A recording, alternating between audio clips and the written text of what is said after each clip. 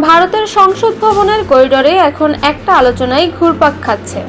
সংসদ সদস্যের প্রাতরাশের আমন্ত্রণ জানাতে রাষ্ট্রপতি দ্রৌপদী মুর্মু কি আর কোনো সময় খুঁজে পেলেন না? কেন বেছে নেওয়া হলো এই রমজান মাসকেই? প্রশ্নটি প্রকাশ্যে উচ্চারিত হচ্ছে না, কারণ রাষ্ট্রপতি পদটির মর্যাদার প্রতি কেউ অশোভন হতে চান না। তাই আলোচনা সীমাবদ্ধ রয়েছে অলিন্দের ভেতর, নিভৃতে অনুচ্চ স্বরে। তবে এটুকু বলা যায়, রমজান মাসে রাষ্ট্রপতি ভবনে সংসদ সদস্যের প্রাতরাশের আয়োজন না করলেই পারতেন দ্রৌপদী মুর্মু।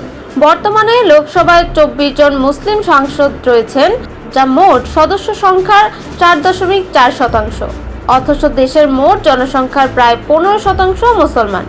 যদি রাষ্ট্রপতি ভবনে ইফতার আয়োজন করা হতো তাহলে এত বিতর্কের অবকাশ থাকতো না। অথচ সেই সংস্কৃতি হারিয়ে গেছে প্রায় 8 বছর আগে। 2017 সালে রাষ্ট্রপতি ভবন থেকে প্রণব মুখোপাধ্যায় বিদায় নেওয়ার পরপরই ইফতার আয়োজন বন্ধ হয়ে যায়। তার উত্তরসূরি রামনাথ কোবিন্দ জানিয়ে দেয়, রাষ্ট্রপতি ভবনে কোনো ধর্মীয় অনুষ্ঠানের আয়োজন তিনি করবেন না। সেই ধারা বজায় রেখেছেন বর্তমান রাষ্ট্রপতিও। প্রসঙ্গত, 2014 সালে নরেন্দ্র মোদী ক্ষমতায় আসার পর থেকে প্রধানমন্ত্রীর ব্যক্তিগত উদ্যোগে একবারও ইফতার আয়োজন করা হয়নি। তবে বিজেপি ও সংঘ পরিবার বরাবরই এই ইফতারের রাজনীতিকে ছদ্ম ও ধর্মনিরপেক্ষতা বলে সমালোচনা করছে। এমন পরিস্থিতিতে রাষ্ট্রপতি ভবনে সংসদ সদস্যদের জন্য প্রাতরাশ আয়োজন কি নিছকই আনুষ্ঠানিকতা, নাকি এর পেছনে আছে সংখ্যাগরিষ্ঠবাদের শক্তিশালী বার্তা?